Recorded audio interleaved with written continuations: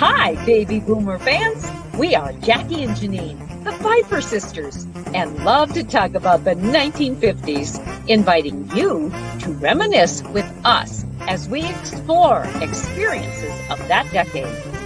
We chronicled the distinct memories of our childhood in our book, While the Windmill Watched, a slice of rural America in the 1950s, which takes you on a notably historic journey through that often forgotten decade. We also want to hear about your experiences during the 1950s. We will feature guests whose special stories of that decade will bring to mind magical moments of reflection, some with tears, some with smiles, but above all, a good dose of laughter. We would like you to chat with us as we bring to mind the sights and sounds so familiar to that time in history. Grab your favorite malt or Green River. Make sure you are wide awake and get ready to be inspired about the 1950s. Welcome to the 1950s Fun Chat. Hello, friends. Thank you for joining us today. We're getting close to Christmas, right, Jackie? Here it is, December 19th, only a few days away from the magic of Christmas. And we, as we started our fun chats the Monday after Thanksgiving with the theme of Christmas music and the influence of Christmas music in our lives, we have devoted these fun chats all until Christmas, and we might even have another one after Christmas too. I have to stop and think who our guests will be after that. But these guests who we have had on the 1950s Fun Chats have been musically talented, gifted people, really pretty much all in different realms of the music industry or the music genre, you might say. And today's guest is another one who has a fascinating history of music in the 1950s, and we'll recall some very, very fun moments in the realm of holiday music. Jackie, how does holiday music affect you when you think of it? Well, it makes me joyous, actually, and I play it constantly. Yes. And as we note, too, with all of our guests who talk about music, it just brings so much joy to lives, especially during the holidays. So, Jackie, how would you like to introduce our guests today? Well, before I do that, I always like to greet our viewers and ask them to peruse their screen and note the banner on the bottom of the screen, www. While the Windmill Watch. That is a site where one can go to get information about the book, about the authors, about the vendors, about the events and where we will be located for those events. And I would also like to have you, it also tells about the 1950s Fun Chat. You can go back a year plus and view them. Yes. Up in the upper right-hand corner of your screen, you'll see a copy of our book. And on that book cover, you see a beautiful North Dakota sunset, which wraps around the cover, While the Windmill Watched, a slice of rural America in the 1950s. And then you'll need to open the cover to find out what that windmill and the silhouette of those two little girls is all about. Also on the right-hand corner down the bottom, you see a little white spot. Well, that indicates a very important thing that happened this year. This book won the National Independent Press Award in the regional nonfiction category as a distinguished favorite. So we are grateful for that award and happy to note it on the cover of our book. Mm-hmm. Now then, I would again happy to present our next guest. He is Greg Nelson, and Greg Nelson was born and raised in Bismarck, North Dakota. He attended the public schools, Bismarck Junior College, and then 1 year at the University of North Dakota, followed by traveling throughout the United States for 1 year with the Christian folk group. He returned to Bismarck and married his high school sweetheart, Pam Wetch. He graduated from Mary College, and he taught in elementary schools and Bismarck High School for 7 years. He conducted the fledgling city orchestra and led a performing singing group. He then served full-time as a church youth director for 2 years, formed a record label, moved to Los Angeles for 2 years, and eventually settled in Nashville, Tennessee to become a producer, songwriter, and publisher. Greg and Pam have 2 children and 5 grandchildren, and we want to welcome you to the Fun Chat, Yes. Greg Nelson. Hi, Greg. Hi there. Hi. So we're going to start out with the questions, and then we'll just be chatting along. But since Christmas music is the central theme of this chat, let's begin by hearing how your family and your early education influenced your musical memories of the 1950s. Well, I think that we grew up in a very simple time, and I remember looking through the closets and through the trunk of the car and to where my parents put the Christmas presents.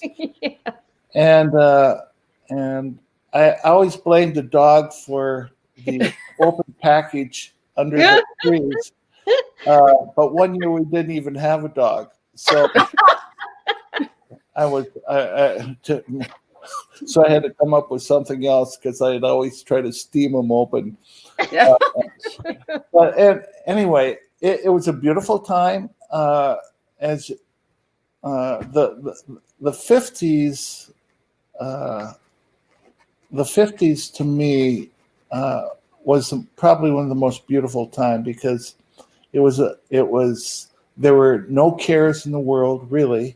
When you're that young, and we had a family, a mom and a dad who loved us, and there was always music in our house, and my dad was always very active in musical organizations, as my mother was as well.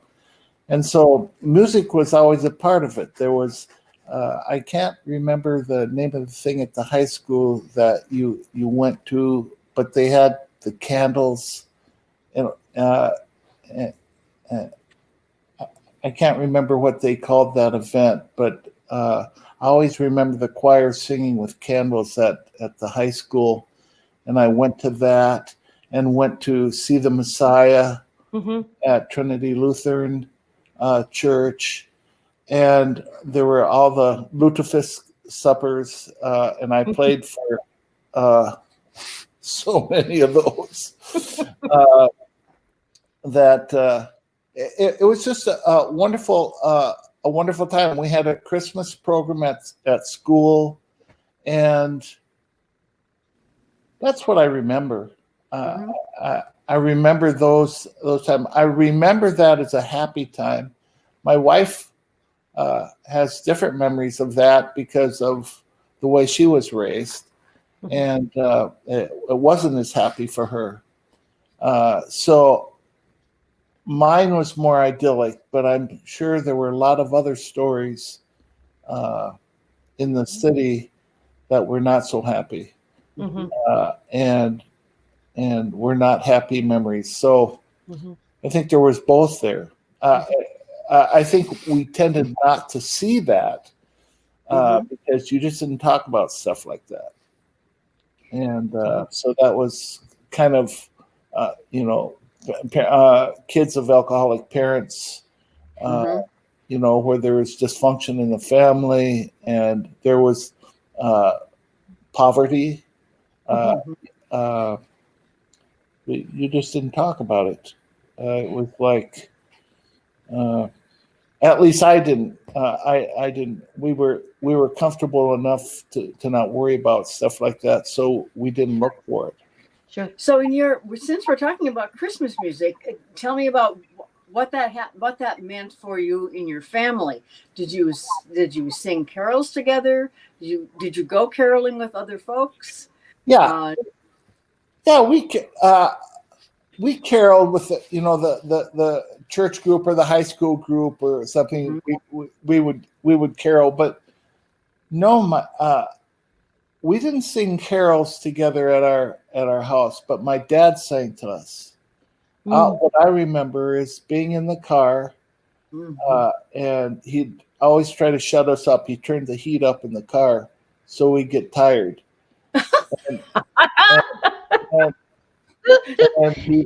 And sang to us. He always sang to us. And You want a captive audience. But those are some of the most pleasant memories of my dad was very distant from us.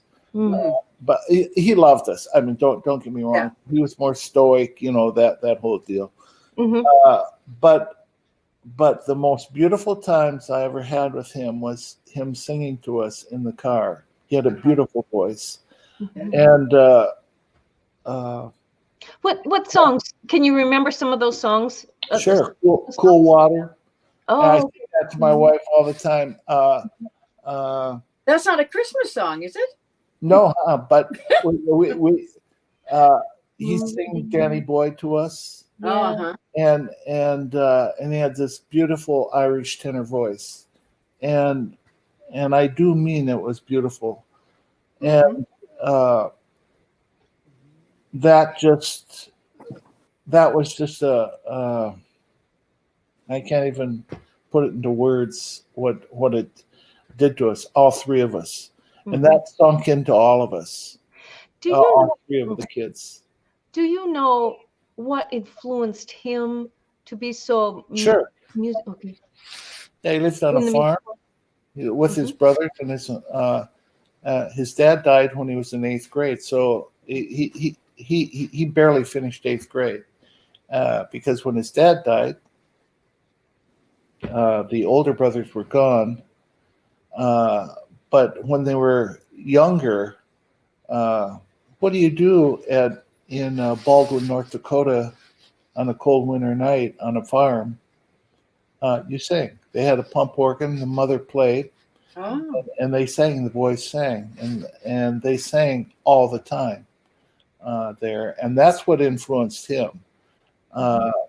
And I remember we always had Tex Ritter and the Sons of the Pioneer records at our house, along with right alongside with Brahms Fourth or classical. It was the most bizarre split, but it was that, and that's basically what was at our house when we were young and growing up. But he was definitely influenced by sitting around a fire at what do you call it? Fireplace? Pot-bellied stove? Yeah, that's exactly right. And singing with his brothers, and that's what they did. Yeah. And So do you have? I'm sorry. Go ahead. Finish. I'm sorry.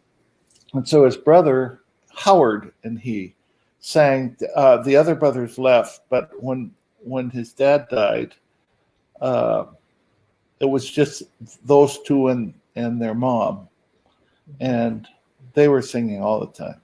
Oh, that's So wonderful. and they kept singing. Okay. Well, out of all of this, do you have a favorite sacred or secular song, Christmas song? If you can you distill it down to one or two? Well, I always like "Oh Holy Night" because I did a record on who was it? Michael Crawford, the Phantom of the Opera. I don't know if you know who that is. I know Phantom. I did his Christmas record, and that was one of the songs that I didn't produce. David Foster did that one, but that song I like that. Yeah. How about a secular song?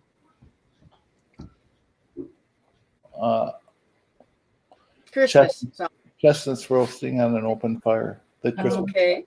That Mel Torme. Yeah. I think Mel Torme wrote that. Greg, did you know when you were growing up as a child in the 50s that you knew you had this music in you? Did you ever foresee that you would become a songwriter and a record producer? No, not really. I really didn't. I was like I think I've told you before. I was really ADHD in a severe way, And so I was never, I never lit on anything. I never, I was always in turmoil pretty much all the time. And that's, so no, I had no sense that I would ever be, well, if you can get this for a mentality, when I worked at Bolter Funeral Home, I don't know if you remember Bolter Funeral Home, but I worked there for 2 summers when I was in college, and I loved it. So I thought, well, I might go into mortuary science. So so I went to Minot State College, and I was there for a week, and you had to take all these sciences. Well, I was an idiot in math, and I had no process side to my brain. There's nothing there. I mean, it's a vast expanse of nothingness there. The left side of my brain. I'm right-brained. And when I got there and figured that out, I went back to BJC and re-entered there. But my dad that day said, well, you know, I can get you into University of North Dakota, and that's where Pam was. So, so I had enrolled in Minot State College, there a week, went out of the classes on that Thursday, and went to BJC the next day, entered the classes, and my dad told me that I could go to the University of North Dakota. Monday, I went out of the classes that I had enrolled in at BJC and ended up at UND. Was that hard for you at UND? What? Was it hard for you at UND? Oh, yeah. You know, I'm not trying to make too much of this, but I was totally lost. I can't even explain. I was just a lost boy. And Pam was there, and she didn't want to see me because she wanted to go out with other guys and stuff like that. And I thought, wow, I thought we were going together. No, I guess we weren't. But eventually I got her. But every weekend, I immediately joined up with a group called the Fernandez Four, and we were a pickup group that they flew us out on the weekends we go to Terre Haute or to Ames. I played with the association one night in Mason City, Iowa, because Terry Kirkman got sick, and we played for Dionne Warwick. We played for just a lot of different Sergio. And we were kind of a Brazilian oriented group, so we'd play as a group or as backup players. So I was gone every weekend, and I didn't. Well, this will give you an idea of how dysfunctional I was. I didn't show up for my speech class for a month, and then I came and she said, "Well, the teacher said, You're not, are you enrolled in here?" And I said, "Yeah." I said, "Where were you?" And I said, "I don't know." And she said, she wasn't happy at all. And I remember that was one experience. Another experience, I was I made the choral group at the main choral group, and James Fudge was the conductor, and he was just red-faced because I had gone to a performance of something else for the main choral concert. I didn't show up. Oh my! And he was, so this is, and I mean, it's totally embarrassing to me, and I was so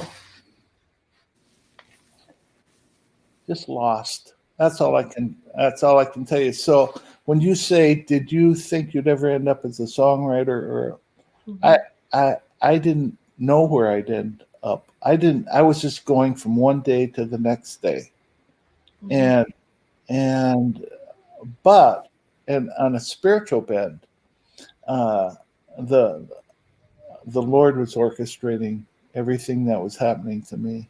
Mhm. And it's so obvious to me now. I can watch and see. And he put me with Pam, who, because there is no left side to my brain, and I mean that in every possible way I can. There's nothing there. She makes sense of my life. Mhm. And when I was a producer, I had two girls, Cindy Wilt and Holly Craig Smith, who were my project managers. They took care of visas when we were going to London or Prague or wherever we're going. And I could be in 3 studios one day, and I had gear for all of it. So she hired the players. I told her who I wanted, and she hired them. She did everything. So, and people say, "Oh man, you're really together."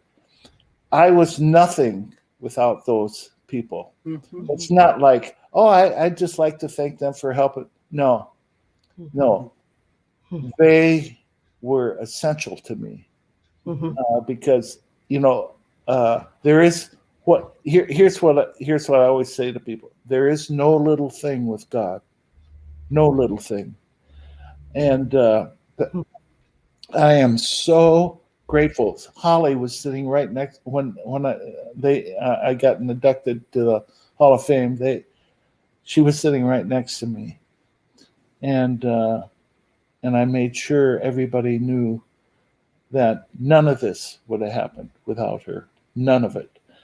And so, yeah. So, in answer to your question in a roundabout way, I had no clue what I was doing. Okay. Yes. But I still see a theme to your entire life. Music, you always kept back to music. It was like your that was the one true sure thing you could count on was your music. Right. And that kept you sane, and you're the only one in your right mind, but right. that's all you needed. Well, here's the interesting. That's really good, Jackie, because here's the other thing. I thought I was doing really good things, and with the music, and it was a gift. It was given to me. I mean, you asked me where I couldn't play one song I've written now for you. I couldn't play it for you because I can't remember it. I just wrote and then I moved on. I wrote and I moved on, and that's what I did. And with production, I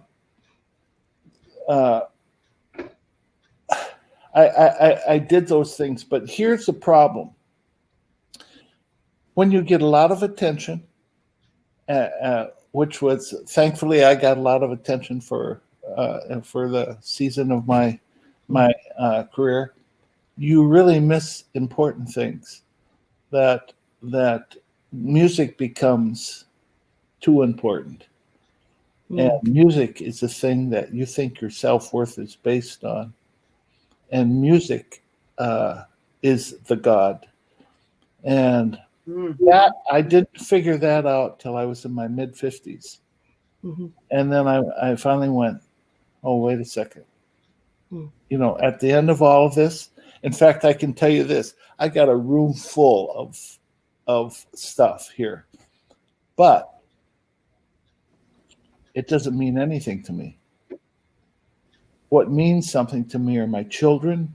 It's Christmas with my children. Is that and there's nothing that even comes close to that. And when I was teaching the industry, I'm very thankful to the industry. Don't get me wrong, I'm thankful for all of that, but it doesn't mean anything like the relationship I have with my students to this day. And the majority of my Facebook friends are my former students and my family. That's everything. And so, yeah, music's important. I mean, music's wonderful and everything like that. But there's a whole lot more than music. But a catalyst to these things. It is. You're right. That's so good, Jackie. Greg, when you write, do you have, is God giving you these melodies and harmonies at that exact time that you're sitting down and writing, or have they been brewing in your mind and finally you get an opportunity? That's a good question. It happens many different ways. I've sat down a lot of times and just written things that move me. In fact, that was the most beautiful time when I was a little kid learning to play the piano. What I loved is once I understood theoretically what was going on, I just let my fingers take me places, and I could go places there that I don't even know how I got there, but I just like that, and I like this sound, and I like this, so that's the way a lot of songs started. I would play the piano, but now a whole lot of it is I work off a lyric first. The lyric is really important for me. And in fact, when I was a producer, I never listened to music the very first time when a song was pitched to me. I never listened to the music. I listened to I read the lyric first. That was important to me. Because if the lyric didn't say anything, I wasn't interested. I was interested in it. So that was kind of ingrained in me that buddy, don't get too excited about music if it's not saying anything, if the lyrics not saying it, especially in the genre I was in. Now it's different if you're like Exile and doing a pop song like I Want to Kiss You All Over, or that's a record. That's a record. There's a difference between great songs and records. So that doesn't mean that works all the time. But in the genre I was in, obviously the lyric was pretty important. Yes. Well, that's what brings people, the emotional part brings people to the Lord. Absolutely. And there is theater to lyric. See, people don't understand that lyric is so much about sounds, what the sounds that are evoked out of that, the way something comes out of your mouth, and stress points. It's creating tension and release, and lyric has as much music in it as music does. And then if that's combined with music that has that it grows and recedes, and they work together, because if you just listen to some music, that can move you just as well. Prosody, that's how the music serves the lyric. All of what we create is all about service. We're always serving something. You're serving the lyric. The orchestrator is serving the song. The artist is serving the song. And the singers, the people, everybody is in a point of service in some way when they're creating something. Always. So that's a good way. I never thought of it that way, but nor I. Yes. Right. Well, it's like I would have great background singers who could sing anything. They could sing the telephone book really great, and they're quick in the studio. And but they come to me and say, "Well, why can't I get a record deal? Why can't I get a record deal?" Well, I can sing as well as Kenny Chesney, or I can sing as well as this person or this person. I said, I know. And you know what? That's the problem, because the problem is what style means is limitations. Like Joe Cocker, is he a great singer? No. He's got limitations. But boy, people come to it because he's styled. They know what that is. But when somebody has a voice that sounds like everything else, not so much. You know, did Johnny Cash have a great? No, he didn't. And Garth Brooks, does he? No, not so much. But there's something about that je ne sais quoi that I don't know what is the French say. Yeah. That is. It's the total package. Yeah, you have to be limited. Oh, okay. Yes, very understandable. But let's read for a few minutes here. Let's revert back to the 1950s again. And I'm sorry. No, that's okay. I love hearing your story, Greg. ADHD. Yeah, we're okay. We're okay. We're all in trouble. In schools, in church programs, you and your family played a huge role in those in the city of Bismarck. And I guess as a young person, somehow I learned to know about your family through our participation in these various musical events within the city.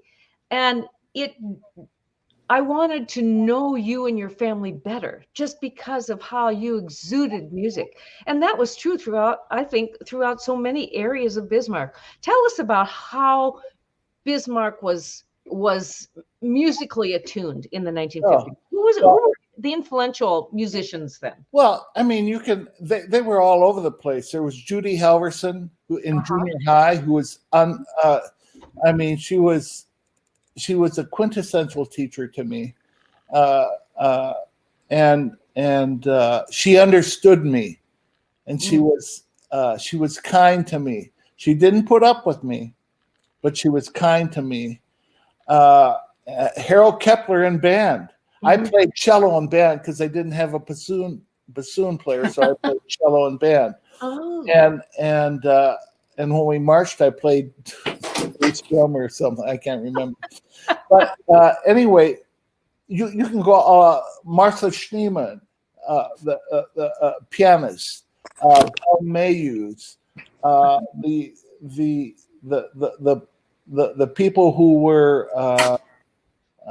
were influential, who cared about music. They were all over the place, and I remember. I remember the Mall and the Night Visitors. Oh, yes. That was out of Civic Music. Okay.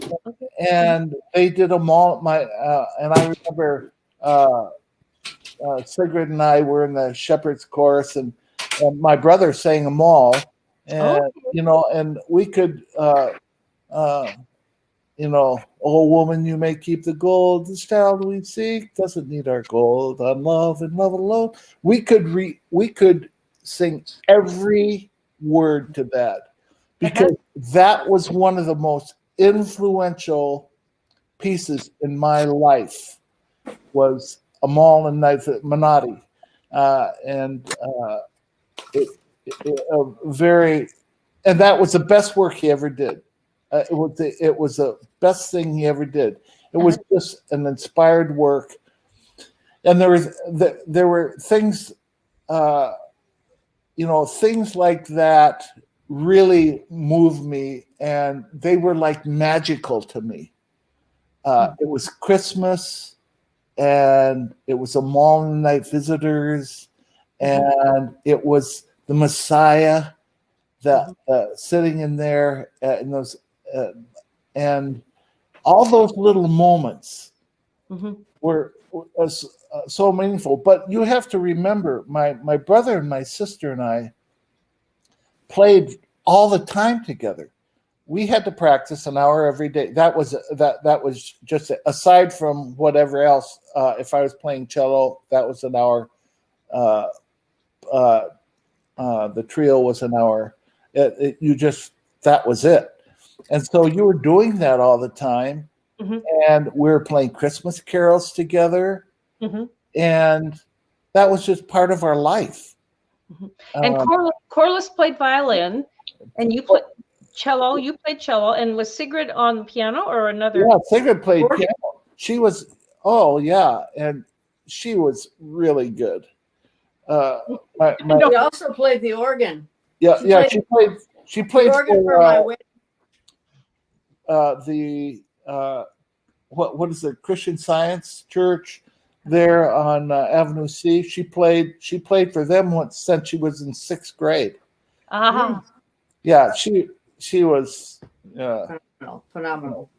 She was phenomenal, and so we were playing all the time for Christmas events and Christmas programs, and I hope I'm answering your question. Yes. Yes. And then moving forward, when you became the director of the BHS Symphony Orchestra, how did you treat that group musically? What did they come out of their playing, and did they perform publicly or with those Christmas songs? Oh, with Christmas songs?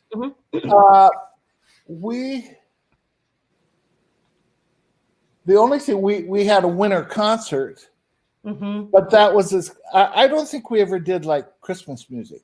Okay. The high school orchestra didn't. Yes, I can remember. Same here. Do you remember? Yeah, I don't remember it. We did concert choir. We did. Yep. Ceremony carols, and that we would the little babe, so few days old, has got the rifle, Satan's fold. I love that. So he himself wore a cold shake. God, why the gates of hell we will. Oh boy. Yeah, that's right. Sorry, folks, we got carried away. You know what? You're hitting the hot spots for me when you say stuff like that, because see, those are so etched in my brain, just absolutely etched in my brain, and I can't explain that to other people. When I talk about my background and stuff like that, they wouldn't understand it. But they were so meaningful to me, yes. and I don't think I've talked much about the 50s. I'm sorry. But that's okay. No, that's fine. And I remember when concert choir, we'd have I suppose it was called a winter concert in February, but always after intermission, we would enter the auditorium and walk down the aisle singing Carol of the Drum. That was so neat too. Yes. And Boyd Greger was just so. Boy, that makes me want to cry. I mean, that was unbelievable. That was moving. That was really. Oh boy, yeah, absolutely. What did they call that thing where they had the candles at high school? I know the girls would come in, and I always wanted to be a part of that, and I didn't know how that was, but I think it was the pep club or something. Yeah, the girls who did that. Yeah. Well, was this the last? Are you referring to the same thing with when we were? It was the last day of school before it was excused for Christmas vacation. Yes. Many alumni would come back to it. If alumni from concert choir, right. And then the concert choir would sing, and maybe 2 or 3 songs. I can't remember. No, we sang "Beautiful Savior." Yeah. Okay, but then that's when the alumni were invited to come up and sing with us. That's right. And we'd have to make room for that. And it was very moving. I have chills right now thinking about it. It was. I do too. I do too. Yes. It's just no, but what happened in Bismarck was unusual in every way from a musical perspective. But there were so many. Well, you think of civic music, and then there was what was the other? Thursday music. They had Thursday music. And my mother made sure I went to Thursday music of every anything that had to do with music. We went, and they would bring in these people like I remember Jan. What was his name?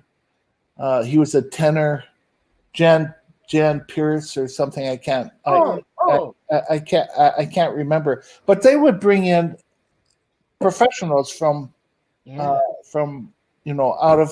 of town, and we went to those concerts and we were exposed to that. I remember when I had the orchestra, St. Paul Chamber Orchestra came and did sessions, private sessions with the kids, and went around to the city. I mean, who gets that? Mm-hmm. I mean, that was unbelievable. And the tours we got to go on when we were Yes, in orchestra and or choir. Did the band go on tours too? Huh? Did the band go on tours also? Yeah. Oh yeah. Okay. Oh yeah. Gordy took them on tour. We were chaperones on that. Pam and I were. Oh, okay.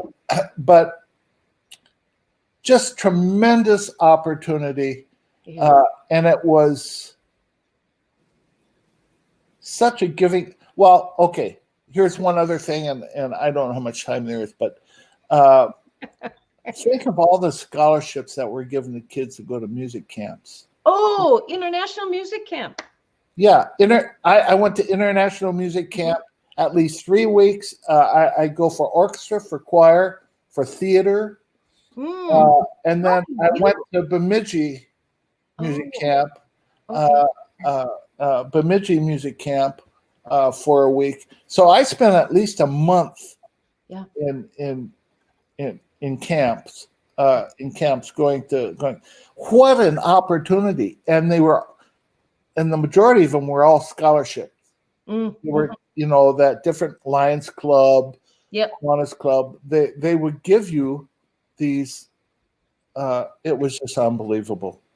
Well, Sigrid, your sister Sigrid, and Kay Peterson and I went together. Yep. Yeah. With the International Music Camp, tour, choir, and band.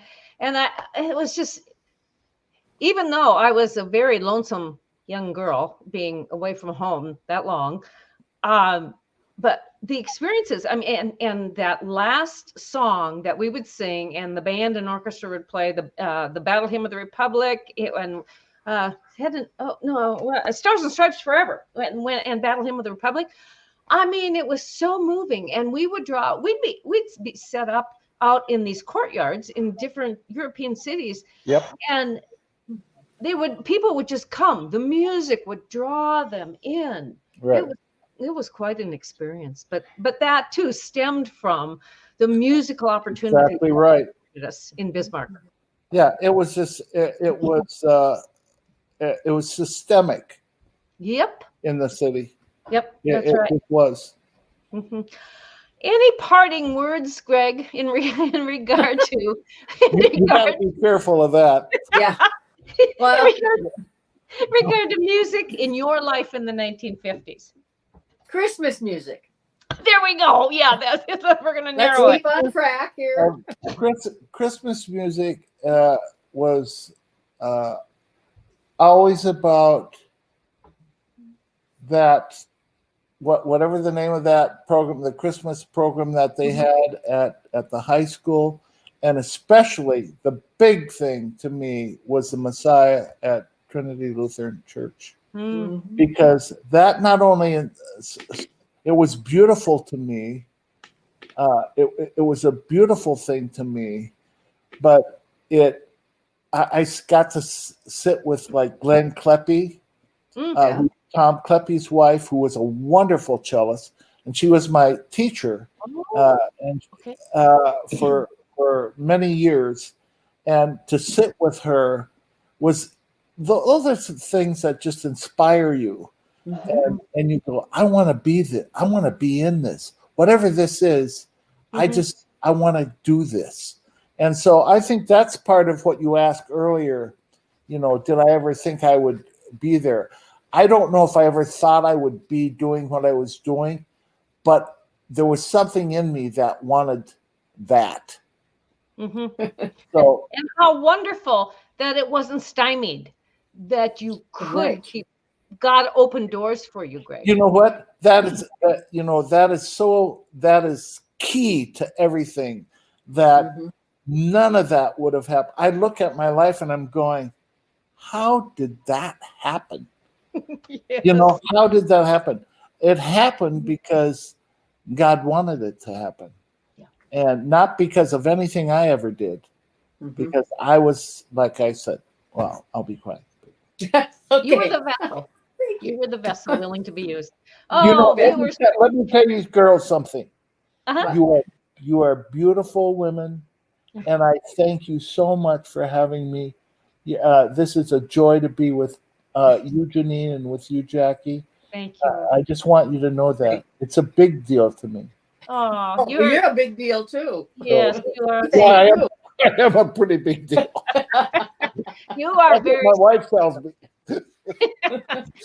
Viewers, we're so thankful that you joined us today, and as we Thank chatted with our high school friend formerly from Bismarck, North Dakota, Mr. Greg Nelson, who now lives in the Nashville, Tennessee area, in Franklin, Tennessee, along with his wife. And it's a marvelous story that Greg has, a marvelous musical story, the inspirations that were offered him through his family, through the city, through the school, through the churches, through through individuals in his life, his teachers, and all those opportunities that became the